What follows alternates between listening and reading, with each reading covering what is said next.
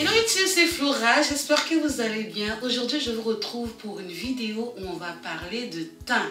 J'aimerais vous présenter la perruque que je porte. C'est une perruque de 14 pouces environ, voilà, de couleur bleue. C'est un bob, mais ce n'est pas une laisse frontale. Je voulais quelque chose d'un peu plus court, donc je l'ai customisé à ma manière. C'est pas des brésiliennes. Avant de porter mes perruques artificielles, je préfère toujours les laver pour leur enlever le côté trop brillant, voilà, quand il y a trop d'éclat, ça se sent vite que c'est du toc. Alors quand on leur met voilà, un petit shampoing comme ça, sympa, voilà, ça enlève toute la brillance, il reste juste ce qu'il faut. Je déteste colorer mes perruques, jouer avec les couleurs sur les brésiliennes parce qu'on sait toutes qu'elles coûtent super cher. Et comme j'ai pas envie de m'amuser à mettre du bleu, voilà, tous les jours, voilà, c'est des choses que je porte occasionnellement pour aller en boîte ou aller chez des amis, s'amuser un tout petit peu, quoi, voilà, pour être un peu dans le style, voilà, et à Kylie Jenner.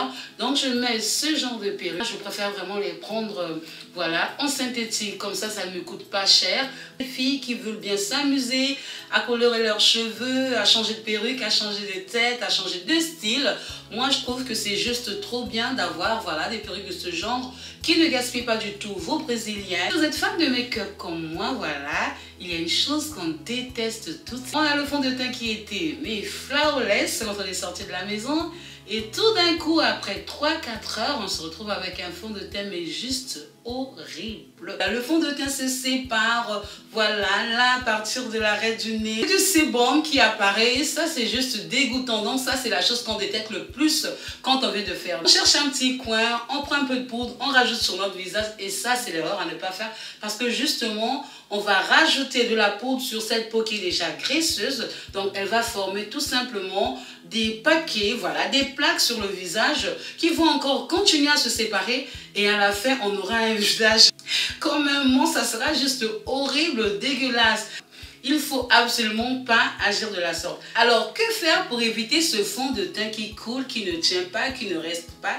Dans cette vidéo, je vais vous donner donc ces astuces combinées ensemble qui vont justement nous aider à éviter cet état mais catastrophique, voilà, dans l'application de notre fond de teint afin qu'on ait un meilleur résultat. Que le fond de teint tienne mais toute la journée, je vous dis bien, toute la journée sans bouger. Alors je vais essayer de faire simple. Toutes les peaux ont besoin d'hydratation, que ce soit une peau sèche, que ce soit une peau mixte à grasse, que ce soit une peau normale, elles ont toutes besoin d'être hydratées avant le maquillage ou tout simplement être hydratées mais tous les jours. Alors qu'est-ce qu'il faut faire justement pour éviter tous ces problèmes avec voilà, les primers, le fond de teint, les poudres, les crèmes hydratantes? On connaît déjà son type de peau. Donc il faut savoir quel genre de crème hydratante prendre, quel genre de primer choisir et tout simplement aussi quel genre de fond de teint utiliser. Il y a 3 types de peau, voilà, on le sait toutes, la peau sèche,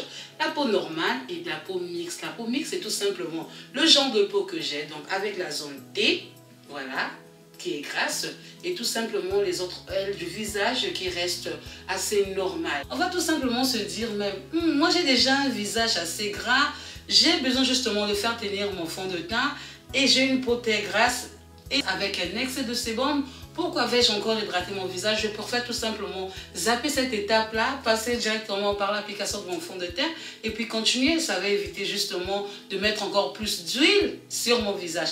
Et non, c'est justement l'erreur à ne pas faire. Il faut absolument hydrater votre peau. Tout simplement que si on ne l'hydrate pas, la peau va envoyer justement un message pour dire que mon Dieu, je manque tout simplement d'huile, voilà, je manque de lubrifiant. Donc, il faut que je puisse en créer pour pouvoir protéger la peau. Parce que justement, le sébum est là pour protéger la peau.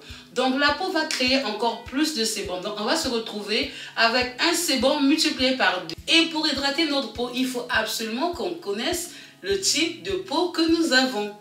Est-ce qu'on a une peau mixte, une peau sèche, une peau normale? À ce moment-là, on va chercher la crème hydratante qui convient pour notre type de peau. Moi, j'ai une peau mixte à grasse, donc je vais me diriger un peu plus facilement vers une crème hydratante à base d'eau pour pouvoir justement éviter cet excès d'huile sur mon visage. Donc, on choisit sa crème hydratante, On l'applique sur la peau, première étape, et surtout on laisse sécher. L'erreur qu'on fait souvent toutes, même moi je l'ai faite, il m'arrive encore de le faire, c'est d'appliquer sa crème hydratante tout de suite après de commencer à prendre son primer et de l'appliquer. Non et surtout non.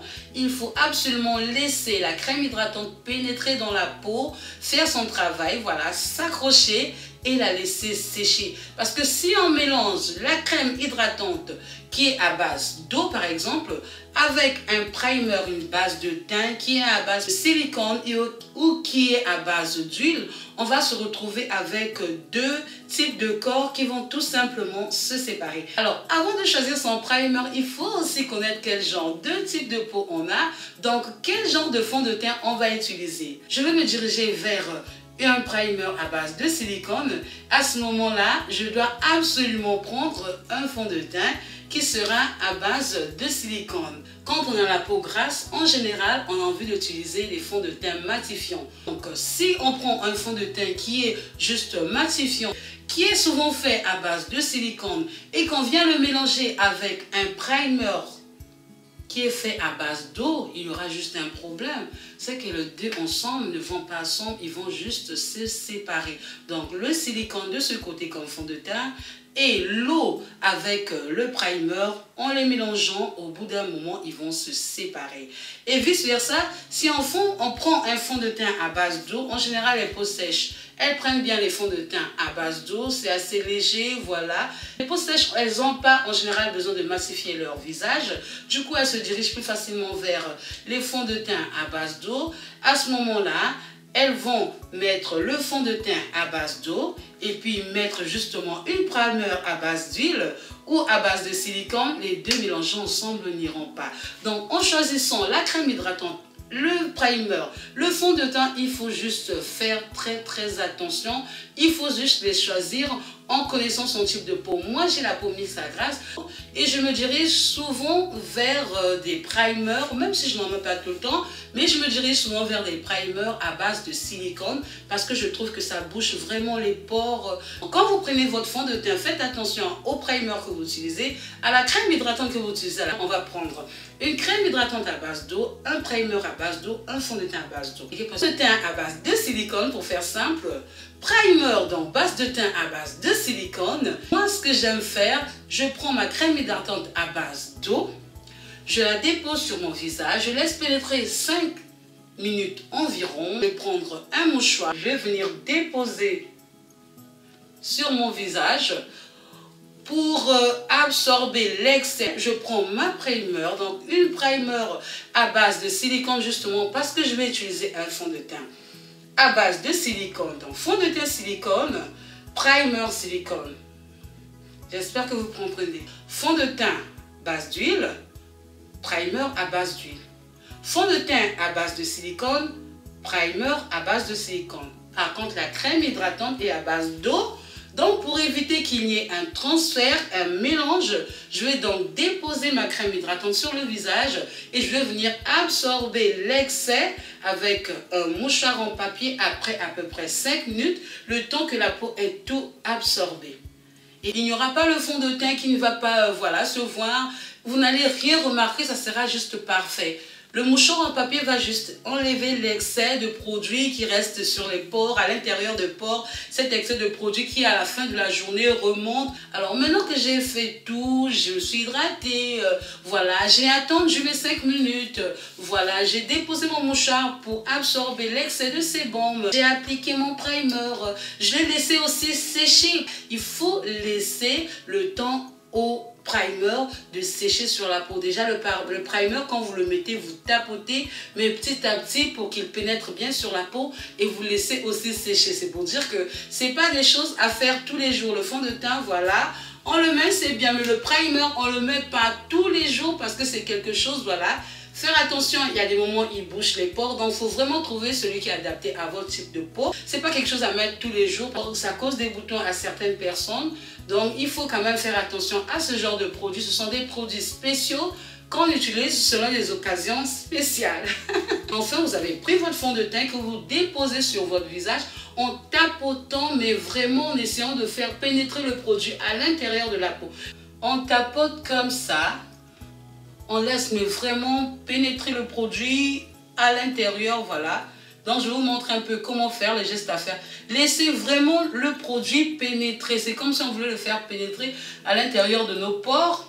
Voilà, pour qu'il n'y ait pas d'excédent, pour qu'il n'y ait pas, voilà, justement, ce qui se forme sur le visage, ce gras, ces petits trous qui apparaissent, vraiment, c'est juste trop dégoûtant. Donc, avec un Beauty Blender ou même avec son pinceau, hein, mais franchement, le Beauty Blender, il est mieux parce que il va absorber le maximum de matière, voilà. Donc, vous laissez pénétrer votre fond de teint, vous tapotez pour enlever l'excès et après, vous prenez toujours votre fameux mouchoir en papier. Il va être votre allié dans le maquillage.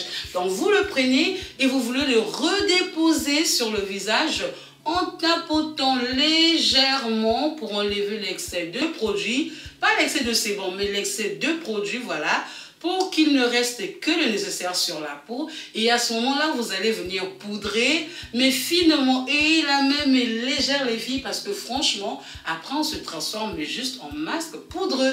Donc, la main légère sur la poudre, vous en prenez, voilà, une poudre libre, translucide, une poudre compacte. C'est comme vous voulez, coloré, translucide. Quand vous avez fait tout ça, que vous avez mis votre fond de teint, votre primer, votre crème hydratante, que vous avez tout mis, que le teint il est juste flawless, il est juste trop bien, vous allez venir utiliser justement une petite brime de votre spray fixe à des prix du plus bas au plus exorbitant. Ce sont des produits qui coûtent assez cher, c'est vrai que c'est pas donné, c'est pour ça que c'est conseillé de ne les utiliser que pour des occasions spéciales.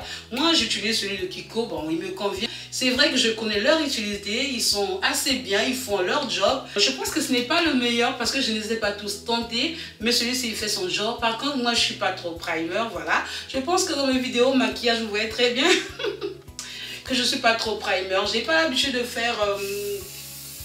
ça sent trop bon. Pourtant, je devrais. Donc, on vient mettre son spray sur le visage justement, comme ça, pas trop près. Et on laisse tout simplement le produit sécher et à ce moment-là on est au taquet pour une sortie, voilà. Alors si vous avez fait tout ça et qu'au bout de la journée, voilà, après 4 heures de temps, 5 heures de temps, on se retrouve quand même avec un visage qui produit du sébum, voilà, on est humain.